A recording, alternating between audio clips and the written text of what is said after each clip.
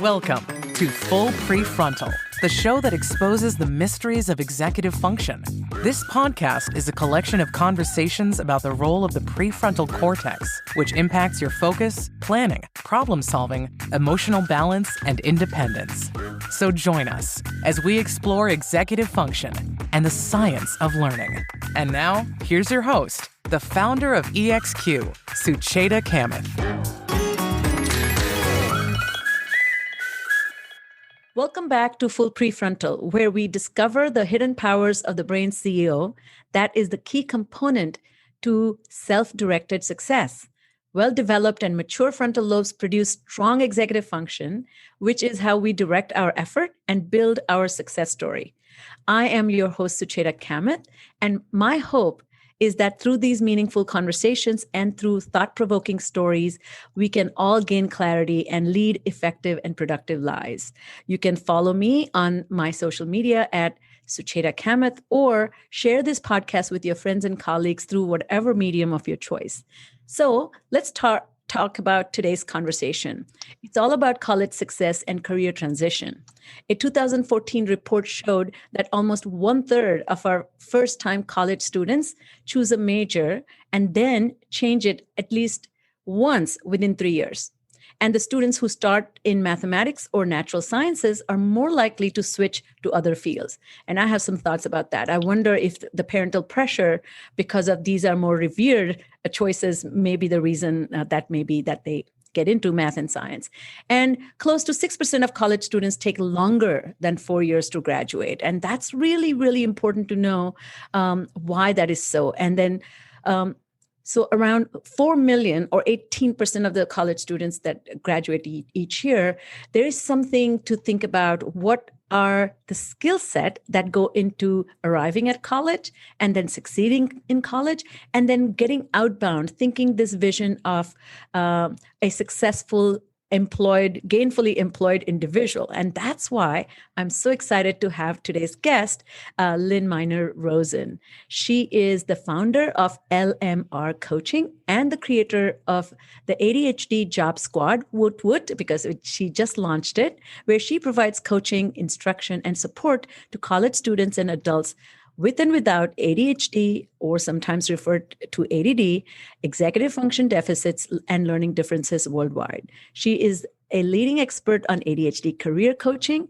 and is an ICF credentialed and board certified career development coach. That combination, I gather from her, is a unique one in that space. So congratulations for that.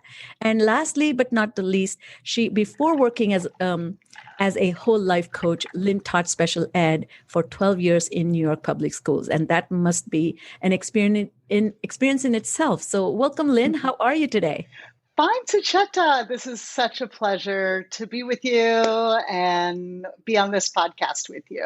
I'm very honored to be asked to be on the podcast because I love your podcast. So good. Oh, thank you for being here. And I asked my guest this question, since we will be talking about college and career readiness, and we talk about executive function and this space of ADHD. I wonder if you don't mind sharing a little bit about yourself, what kind of learner and thinker you were as a child, and did you struggle with ADHD? And what was your transition like from college to career? Or were you one of those anomalies who took longer than 4 years, or maybe even less than 4 years? So how much time do you have? No, I'm kidding. So when I actually, just to start off, was not diagnosed until my 50s with ADHD. But as I look back, it was so clear that that's what I was struggling with. But back then, nobody knew what that was. I was just a very busy person, very active. At 7 years old, I was dancing, doing gymnastics. I wanted to take classes every single day. But I also had the opportunity to have a role model. My mother worked. And back then, all my friends' parents stayed home and baked cookies and took Mm. care of the house. And, it was very different, but I feel very blessed that I had that role model of somebody who grew up and who was working, and she had a very, very strong work ethic. And one thing I remember about myself is I couldn't sit still, for sure, typical ADHD stuff, but nobody knew what that was. Um, I remember also really struggling with impulse control. And I was constantly interrupting, but I was also at the same time the first one done with mathematics, or my multiplication tables, or my reading assignments. And they tested me as gifted, but I didn't know what that meant. Nobody knew what that meant back then. So I would be done and they would say, Lynn, you just have to sit there and wait. So I'd be sitting and waiting and wait. And of course, I'd be disrupting the class and blurting out and talking to my friends and trying. So, that I remember too. But I also remember just being very, just had to stay active. And I think that really helped me. The dance classes, gymnastics, whatever it was, that was me, that helped for sure. In terms of college, and I always worked. I think that's also back from my mom. And I use that experience to do what I'm doing now. Because even as a very, very young girl, I was entrepreneurial. I had a business card when I was 7 years old. Oh, no, that's so cool. And it said babysitter, dog walker, car washer. Oh, my goodness. That's so cool. I had instilled in me from my parents that you have to earn what you want. And also, I had to find out, what I wanted to do. And I always wanted to help others. I did a lot of volunteering. I did a lot of working. I would do part-time. I would do, anything I could do, I did it. So when I went to college, I was very shocked at how hard college was, and had a very difficult time the first 2 years. And I did switch majors. I was a theater major because I was a dancer, and I was going to be a public speaking major, and then I was going to do drama again. And then I had to leave school for a year because I didn't do well. I was partying and being way too, social, and didn't spend the time really focusing on my studies. My parents were very happy I was in school, and there was very little pressure from them, which I really admire them for that. And I always tell my mother now, who is 85 and still owns her own business and is still working full time. Oh my God, that's great. So I still tell her, I go, Mom, you did that right. Thank you for doing that. So I did a lot of other things. Like during college, I was a tutor. I tutored, so I see how my ADHD, I jump around a lot. So you'll have to bring me back to where you want. Yes, but I do want to bring you back to talking about your career, but sounds like one thing that's striking me as you're speaking, which is so common we see with people with ADHD, is great enthusiasm. Yeah. And once your heart is set on something, there's a great intentional focus there, intentional effort there. And this entrepreneurship, which is, again, having a lot of creative ideas and kind of investing in them if they make sense. So I'm hearing that in your voice. So let's start talking about how sounds like you bring two fourfold knowledge to your work. One is your own experience, even though you probably never knew that was ADHD. But second is your own experience as a special ed a teacher. So first, tell our audience, what does it mean to be a coach, ADHD coach? Oh. And you and I are approach ADHD in two distinct ways, even though our mission is the same. So help our listeners understand what does that mean? Yeah. And just, I just want to verify, I started in the business world. So that's where I was going. I didn't go into education until 25 years ago. Oh, really? Yes. Okay, so maybe you can even bridge that gap a little bit. What was your, what kind of parts of business that put you off to say, I need to do something different? Well, I had my two kids. I was a career person in the business world. I stayed home. And my youngest, who's 24, was born. My oldest has a little bit of ADHD, but he was fine. He got through school okay. My youngest was born blue, APGAR 0. He was not breathing. He was intubated, resuscitated. In ICU. He was diagnosed with cerebral palsy, which they did not know how bad it was going to be, as we know about cerebral palsy. He luckily had mild cerebral palsy, but still needed speech therapy 5 days a week, occupational therapy 4 days a week, and physical therapy 3 days a week for the first 3 years. Oh, wow. And until I was able to get him into a program, they would come to the house. Yes. So I learned a lot about what does a speech pathologist do? What does, so that was very interesting. And they loved what they did. They had so much passion and they loved working with him. And he was, he loved them and he got so much out of the therapist. Then I decided that, okay, I need to, complicated story, but I needed to go back to school and have a career where I can support myself because I did have to go through a divorce.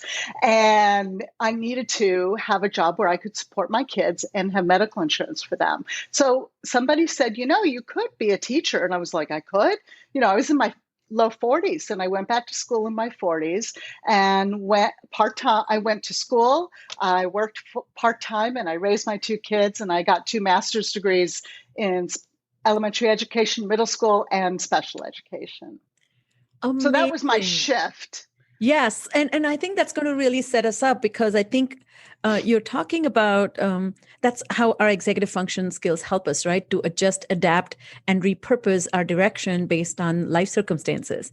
And those who adapt and motivation, but some are able to do that successfully and some are not. So let's jump into this idea that what do you consider as a most well-prepared college student, and what kind of qualities that student possesses? What special skills they possess that will set them up for success? I don't know if there's any one specific skill that they set need. Of skills. So set maybe of set skills. Of skills. Yes. Yeah, I think that the most important thing, and I don't know if they're going to learn it before they go to college or during college or after, and that is really the predicament here, is these transferable skills, soft skills, how to get along with others, how to have a conversation, how to work in a team, how to talk about yourself, how to shake hands and introduce yourself.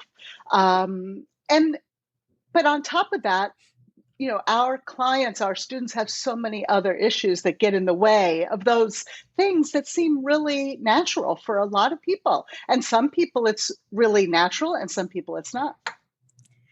I like that. I think this is something my experience as well, that soft skills is probably the worst terminology to describe very potent skills. But these are skills also imply that they're softer than some hard skills, which are really more important. And second thing is they're in the background, which none of that is true. So I understand the limitation of the phrasing, but you point out this important distinction, which is capacity to socialize and cooperate and collaborate in order to achieve success, and including people in your success. So that seems to be a very important part. Yeah, it does. And I think that, in terms of, are you going to college because you want it to be a social place or because your parents told you to go, or because you want a certain career? I think that has a lot to do with what you bring is what you want out of it. I always say college is the job before the job. And at 18 years old, Sucheta, I don't know how we are asking young brains to make a decision about their major, about their future, about their college. And I don't know how we do that, but we do. And we pursue ahead. I often fondly tell the story of my husband and I. In India, the structure, one of the most fascinating things about America, I feel, is you're allowed, in quotes, to change your career. So when I came to do my second master's in US, in my class, there was a 40-year-old man who was a lawyer, a practicing lawyer. And I first time when I went and talked to him and said, "Is your mom okay with this?" Because the way it was drilled in us that my husband and I, we entered college around 17 and a half, and that was finalistic. He went into medicine. He had a choice, but he had to make that decision without ever knowing anything about the career, and me never knowing any career, what that career to live that life means. And so I'm glad that there's some elbow room. So let's talk about this career process. When you work with clients, how do you get them career ready? What kind of advice do you give them? How do you assess what their inclinations and passions are? Because that sounds to be a very important part of your work. Well, yes. I mean, if we've been learning so much about careers and ADHD and executive function, and one of the biggest things, as we know, is motivation. And if somebody isn't motivated to work, they're going to be unhappy at their job. And we have to really take that into account. And times have changed. Back in the day with our parents, they used to have the same job for 50 years, and they would get the pen and the certificate, and that would be wonderful. But it's not like that now. And, it's a very confusing process, because parents who want to do the best for their kids want them to succeed when they graduate, want them to earn money, want them to be successful, want them to pick a job that they're going to be able to support themselves. We all want that from our kids. But the thing is that they have to be motivated.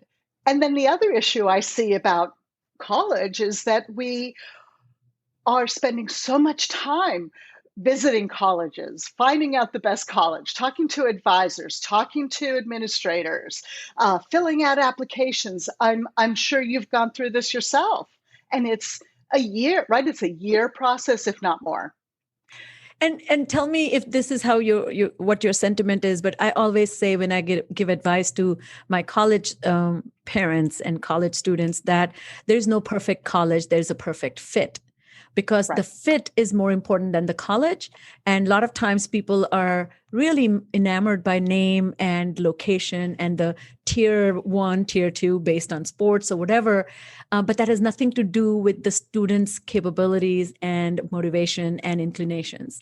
So what is that career discovery process? You think, can you walk us through the steps of that, helping students discover it?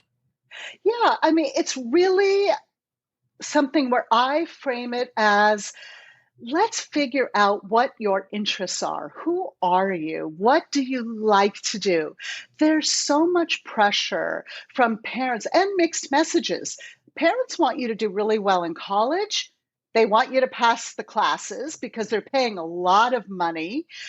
They want you to finish in 4 years. So the pressure is go, go, go. They want you to join clubs and have a social life and get experience and exercise. And the anxiety is endless. And so what I've seen is that students they're going to the career office, and the career office says, "Where's your resume? Come back to me when you're a junior and you have a resume and you know what you want to do." And we've missed 2 very important parts of life for the college students. And that is learning about themselves. What classes do they like? What work they have to work? They have to volunteer, work, do something. I say at a very young age. In fact, there's research about chores, that kids that have done chores growing up are better employees. Yeah, so, which is so cool. I love to talk about that. But I think that there's so much pressure and anxiety that my clients say to me, I can't, with my ADHD and executive functioning, and we know about this time blindness, I can't think about the future because it stresses me out so much. So I'm not going to think about it because I got to focus on my grades. I got to focus on my clubs. I got to focus on my friends. I got to focus on my parents. I don't have time. And it's too much anxiety. So that's what I start to do is let's take some time. I actually try to help them manage their time, of course, so that they have the time to do this work. And let's say, we spend so much time figuring out what college they're going to. We don't spend that much time helping them choose a career they might have for 50 years. So it takes time. We have to start when they get right away. And I love that. I think one very important thing that you're mentioning is the choice that you make in college, because like you said, college is a job before the job. Then in the job, you're doing something called OJT, on the job training. And Yes. the class that you take or classes you take is you're saying, train me in this particular job skill. So that to me is such a great insight into the students' preferences, their inclinations. But the second part that I often talk, tell me if you do the same, is the barriers in succeeding in spite of making those choices. And a lot of times students are a little bit aversive to those conversations because they are either feeling shameful or they are feeling incredibly anxious for not having done well. But they never like to. So one of the exercises I do is analyzing each subject, and like the professor you had, what is the professor's rating? What are the other students saying about that professor? Does your opinion of that professor match? And the idea there again is, if you are searching for experiences that shape your interest, then those are very it's a curation process. You're curating your experiences, Yes. right? So tell me about that. What's your view on that? How are you guiding them to take next classes? Yeah, my view is they don't have any guidance. They don't have a roadmap. They don't know what the first step is. They think, when you say work, they think resume, and a panic sets in because they have a lot of shame about what they haven't done or what they don't know or what their parents expect out of them. And if I've had clients where both parents were doctors and their son, incredibly bright, super kid, went to Duke, graduated from Duke, did not want to go into medicine. Mom and dad were incredibly disappointed with him and very, very upset that he did not want to go into medicine. And so much so that he pushed back. They pushed him so much, push. He said, you know what? I'm going to be a professional poker player because I can make more money doing that. And did he succeed in that? Sort of. Was he skilled? Yeah. Yes, he was very skilled in poker, but it's not a good life. It's funny you say that. I had an interview, my initial assessment, an interview with an 18-year-old who was about to graduate from high school with absolutely no organization, big picture thinking, no connection with the future self. And then in my interview, I said, what's your goal? Where do you see yourself after you finish college? Because the parents were saying, you're going to college. What's your goal? And he says, my goal is to make $1 million. And I said, well, that's a result. That's not a goal. You get $1 million because. What is that because you did what? He says, no. I am going to get $1 million. And so all he had, no roadmap, as you said, no conceptualization except an outcome, which he thought is a goal. So a lot of times I feel that career choices people make or students are making based on the salary promise and it not necessarily linked back to their interest or inclination. Right.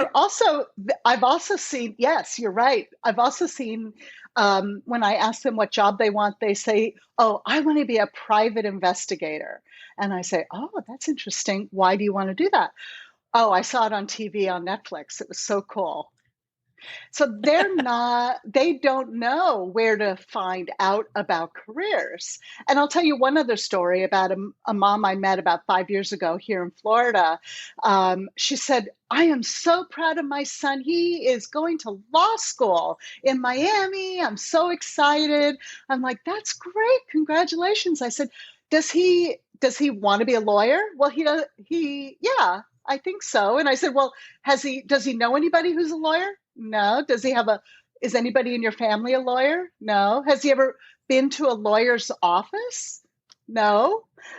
Well, how does he know he wants to be a lawyer? Well, he's really good at arguing. Wow, that's such a great story. It is. It was like, so true. And I was like, oh, okay, yeah, that I think is a big issue also. And that's another reason why I do what I do, is that where do they go? How do they find out about these things? How do they explore? And I really think this is something that's been going on for a long time. We just haven't really clearly addressed it. I'm a big fan of Temple Grandin. I Um, love her. and I met her in person about 3 years ago and I got her to sign my books. And I told her what I was doing. And she stopped me and said, please tell parents this.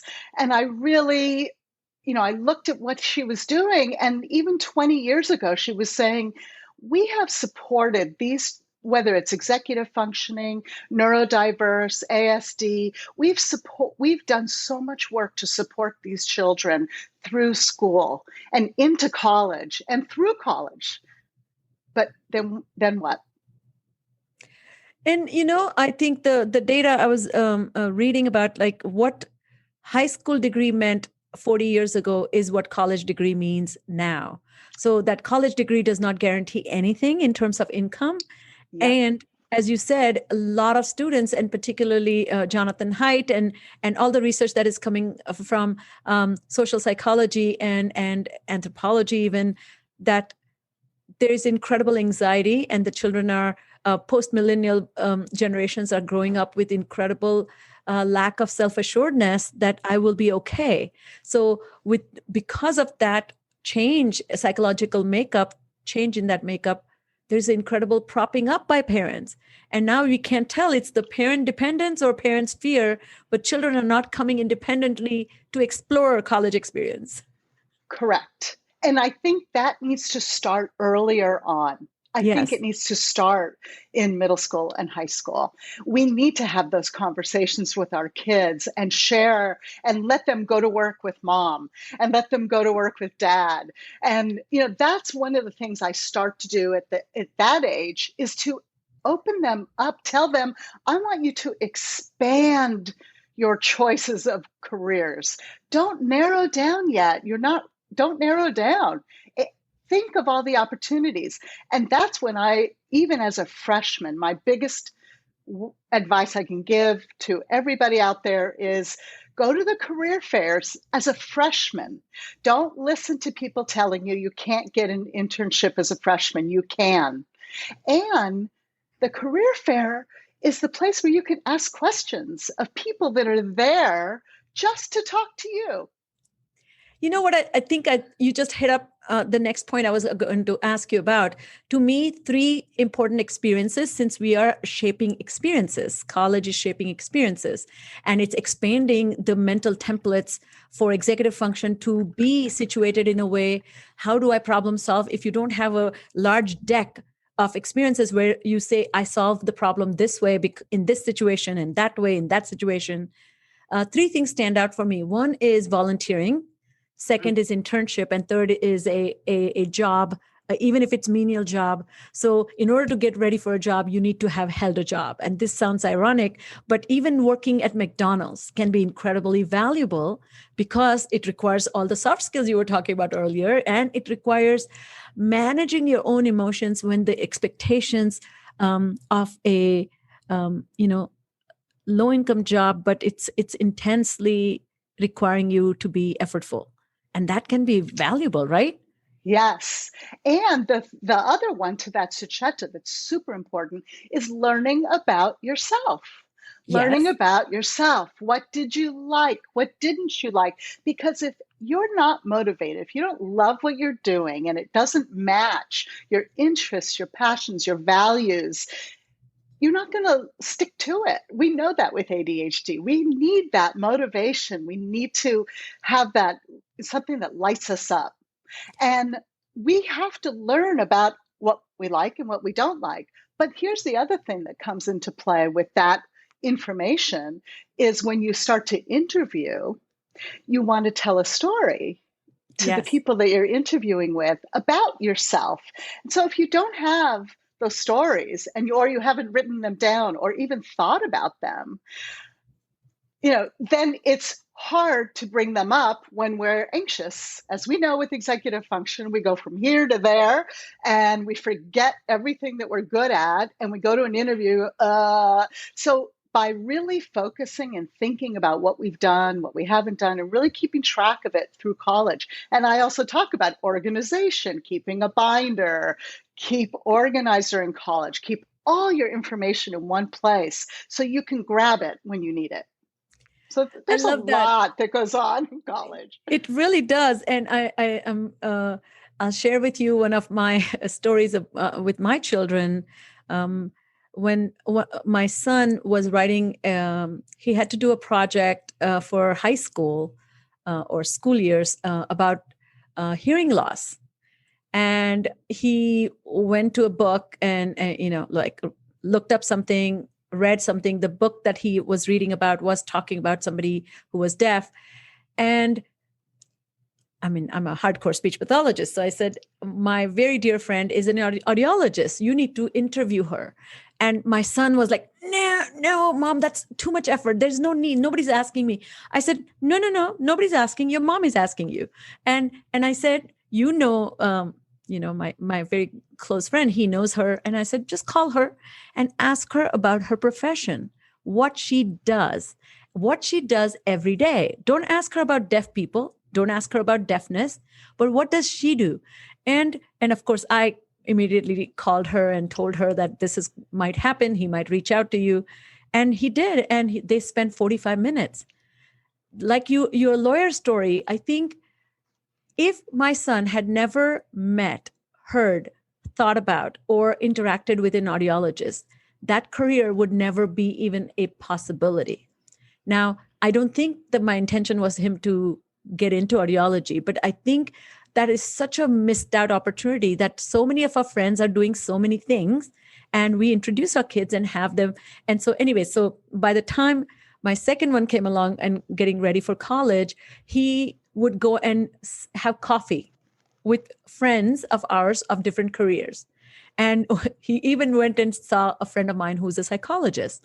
And it was so wonderful. And it's what, to your point, I think the most important thing that he got from all that was telling his personal story, because they all wanted to know about him. And you never tell that to your teachers or your parents. It only comes up during interviews. But what if you have never interviewed before? So to your point, I really appreciate that. And what you're talking about is so important is, I do this in my practice, informational interviews. I even give my clients, like, here are the 6 questions you should ask. I help them through it, the step by step, because they don't know what to ask or who to ask or how to do that. Or even job shadowing. Can I go to your office and spend half a day with you?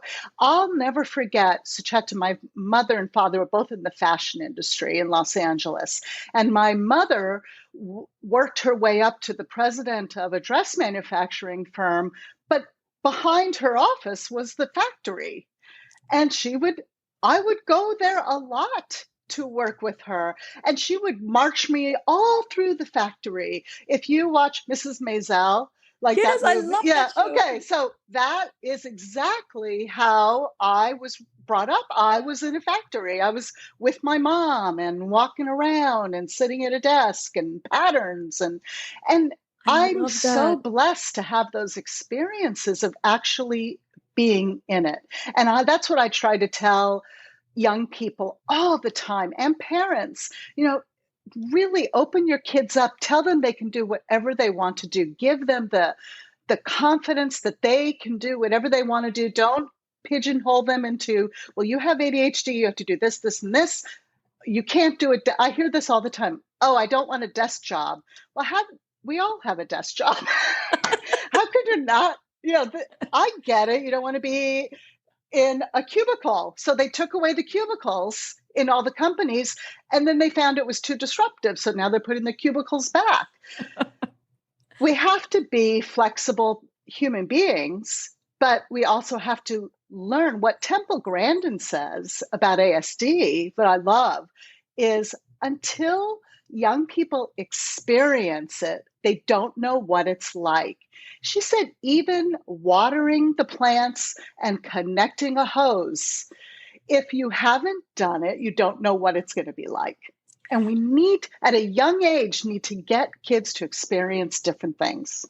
And just a little sidebar for those who may not know who Temple Grandin is. She is a very well-known, amazing celebrity, but also an inspirational person in the field of autism. She herself has autism disorder, and what she has managed to do and become this role model is incredible. And I remember in her book, she writes that in 50s, if you were walking down the aisle in grocery store and if you knocked cans accidentally, you would have at least 5 strangers reporting back to your parents that you're misbehaving.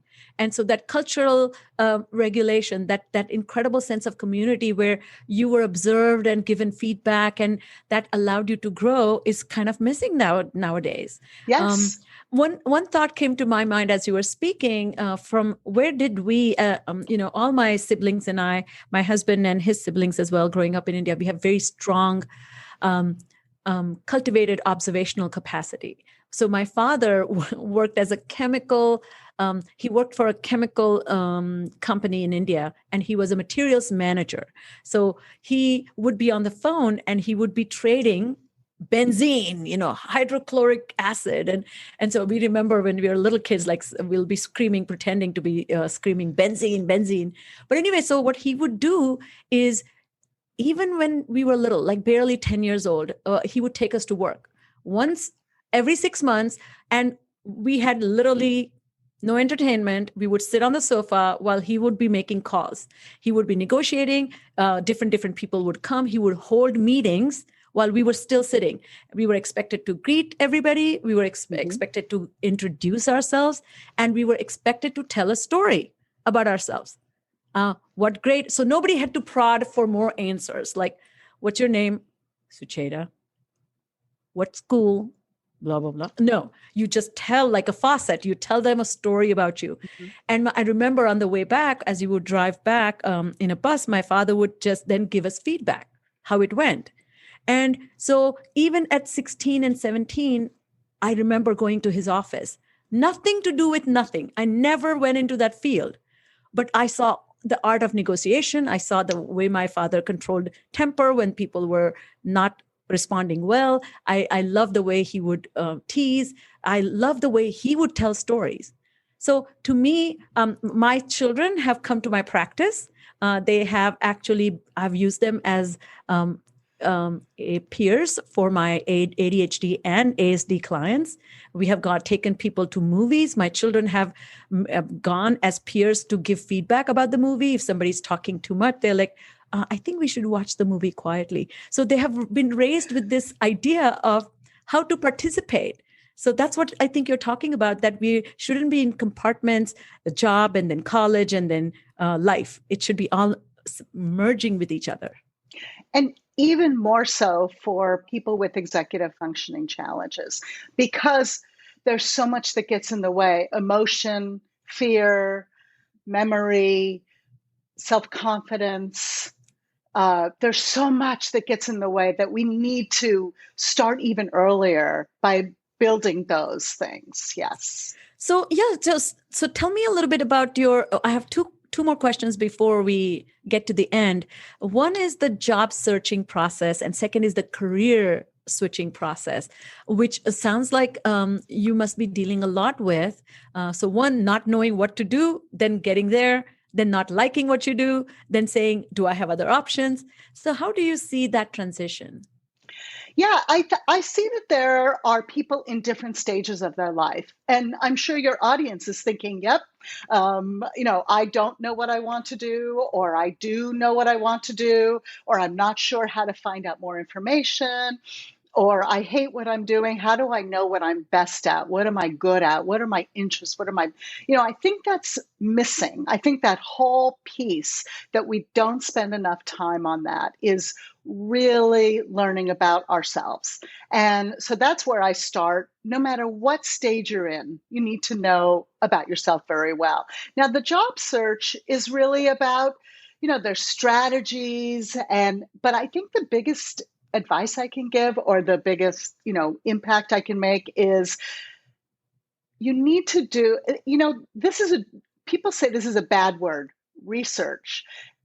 And No, our it's not a bad kids word. Great kids word. with ADHD won't do research. We could call it whatever you want to call it, homework, investigations, experience, whatever it is.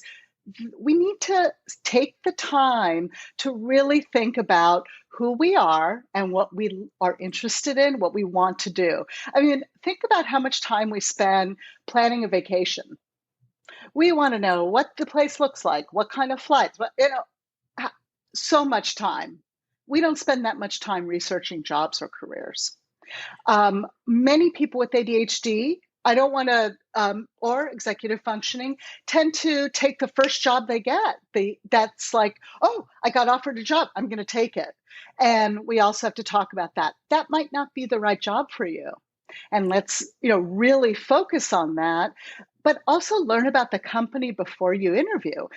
We have to align our values. You and I talked about, I'm going to bring it up, the LGBTQ community.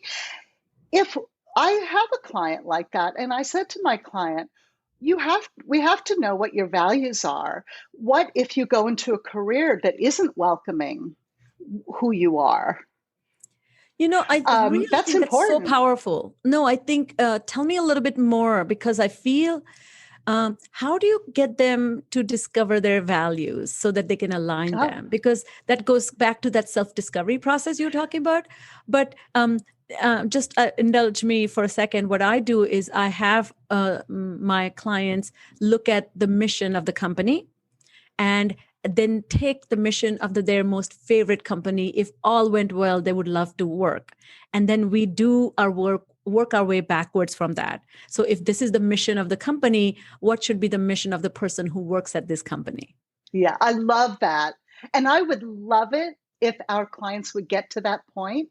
I don't even know if they're getting there without support. They And won't. that's what They I'm won't. really worried about. Yes. Um, It's non-intuitive process. but in terms of knowing about themselves, so as a credential career coach, luckily, I'm also strong interest inventory, credentialed and certified. So I give the strong interest inventory assessment. But I do all the assessments, personality. I have a values assessment. We do all kinds of, I even do skills, hard skills, soft skills, checklists. But the thing to remember about these assessments that's really tricky is that they're created by people who are neurotypical for people who are neurotypical. And, that's a whole nother conversation, Sucheta, because a lot of jobs are doing the MBTI as an entry-level assessment. And it's really not a clear defined result for people with executive functioning challenges or ADHD that are not neurotypical. And I worry about those. So the assessments that I give come with a conversation, and I explain what the assessments are. I don't just hand them a piece of paper and say, this is who you are. We talk about, and I'll ask them, does this resonate for you? Is this something you can relate to? Is there something that you can connect to? Does this make sense that the result of this assessment says that? And so we talk about each one. We spend the time. So just a quick question, the strong inventory you were talking about, can you tell us what that is? Yeah, so the strong interest inventory is created. It's really about the Holland Code, and it's the same thing. You talk about RACIC, realistic, the interest codes, and you see that a lot in a lot of online job boards. They talk about your interest code or your theme. And so that's really the strong interest inventory, is comparing your interests to other people that have the same interests, and What then they it have tells done. you what they do. Oh, I love that. And quickly about the hard skill and soft skill checklist, is this something you have developed, or that's also common practice in coaching? It is a common practice. I believe it's common practice with coaching, with career development professionals, whether they're in middle school or college or independent like me. if you go to a career professional, most likely they're going to do a set of questionnaires or assessments to help you learn about yourself, because often I give them a checklist on skills and they don't realize, oh, I didn't know I had that skill. And here's the other thing, Sucheta, then they learn what the skill is called. So they can Yes. talk about it and say, oh, I didn't know it was called that, and I do have that skill. Or I I love didn't know it that. was even important, that Yes, I skill. love that. So as we end, tell me, this is probably one of the articles that you wrote, one of your blogs, which I loved. Um, this generation of young ones coming up the ladder, trying to establish themselves as independent, self-sufficient, earning professionals, they have to come to terms with the role of social media in their life. And what are your views? I see a lot of impulsivity and poor judgment, or not particularly using any filter to decide who I am in the space, in the virtual space. So being very cavalier in their attitude, and I have a client. I'll give you a quick story that who. God help us all, but used an ID that is not very flattering, and and unfortunately there's no way to wash it off the internet. And so that ID, which was now 7 years old, still comes up with his name. And he's matured and he has a great job, but that was a bad decision made, and that's still sticking. So do you have any thoughts about social media and career, presenting yourself as a Yes. responsible adult? Yes. I started teaching not only special education, but I also taught computers and business in middle school. I had see. 2 certificates. I had 3 certificates, but You are amazing, because of Lynn. my background in business. And that's when the internet was starting to really become big, and people were posting and using their cell phones, young kids. And I would say to them, that everything you put on the internet is there forever. And people can screenshot and share it everywhere. And I would draw it on the board, a big circle, and then this one and that one and that one and that one, and showing them the potential connections of people that can see their post. Then I started doing talks to educators and schools and young people about clean up your digital dirt, clean it up, and be careful what you say, because colleges are looking, employers are looking, fellow workers are looking, everybody is looking. And if your grandma can't see what you put on the internet, then it shouldn't be on there. And also to really be careful how you comment. The impulsive comments, people have to learn, take a breath, sleep on it, and maybe tomorrow write it, because comments count too. Twitter, if you put we see this all the time with the president and with other politicians, that their Twitters are up on the big screen TV right there. There you go. That's what you tweeted 5 years ago. It's right And you there. can take it down, but somebody took a screenshot of it, like you said. Right. So it's there. Yes, it's a hard lesson to learn. But I also think, again, that goes back to how we teach kids in middle school and high school, how we teach them about their future, about careers, about the impact of what they're doing then can affect them later on. The things they're learning, or the experiences they're having, or the things that people say to them. If a teacher says to them, what are you going to do? Grow up and, do this? There's so much shame, and we need to build them up and not, break them down. Well, Lynn, I cannot thank you enough for being in this space and contributing to the evolution of young adults to become really self-assured individuals, because they need the kind of support, like you said. This is not intuitive, and this is not deliberately taught to them. So I'm so glad that you're in this space and guiding and leading. So thank you. So before we end, I ask my guests to recommend a couple of books. Do you have some books that you recommend to our audience? Yeah. So one of the current books that are out and I met Dr. Rostein at our last CHAD conference.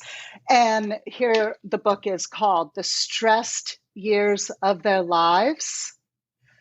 Helping your kids survive and thrive during their college years.